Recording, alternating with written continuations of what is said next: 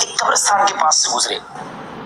ایک بار مولا علی کرم اللہ وجہ الکریم ایک قبرستان کے پاس سے گزرے تو آپ نے ایک قبر کے قریب جا کر اللہ کی بارگاہ میں التجا کی کہ یا اللہ مجھے اس قبر والے کے حالات دیکھنے.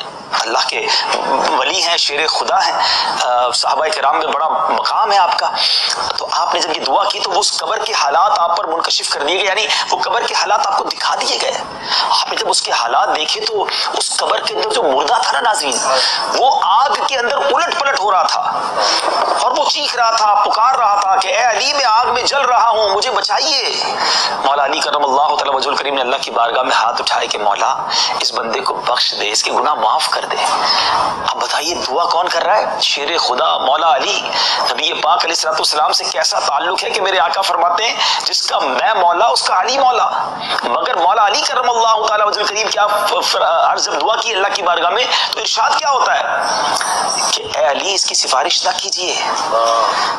عرض کی مولا کیا وجہ ہے؟ فرمایا کہ ارشاد ہوا کہ یہ وہ شخص ہے جو رمضان میں روزے تو رکھتا تھا مگر رات گناہوں سے باز نہ آتا تھا.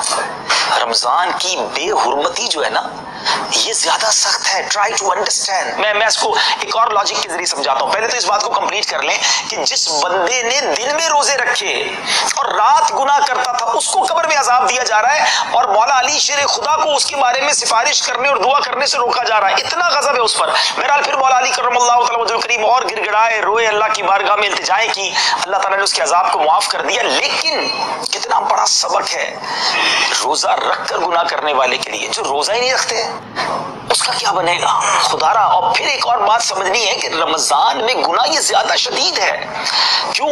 میں آپ کو سمجھاتا ہوں. مثال کے طور پہ کوئی شخص گالی گلوچ کرتا ہے، اٹس ویری بیڈ، غلط عادت ہے، حرام. مگر یہ گالی گلوچ اگر مسجد میں جا کے کرے تو لوگ کیا کہیں گے؟ یار اللہ کے گھر میں یہ کام کر رہے. کوئی بندہ فلمیں، ڈرامے، گانے باجے دیکھتا ہے، غلط ہے، حرام ہے.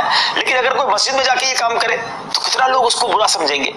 کوئی شخص اپنے وطن میں گناہ کرتا ہے، غلط ہے، لیکن کوئی کعبے میں، حرم میں جا کر کرے، ارے تم مکے میں آ کر یہ کر رہے ہو، ایسا ہی ہے نا.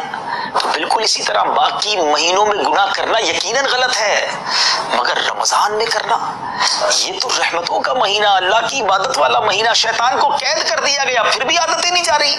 سوچئے رمضان میں گناہ نہیں کرنا ہے، یہ شدید اللہ کے غضب کو دعوت دینے والی بات ہے کہ رحمت الہی تو پکار رہی ہے.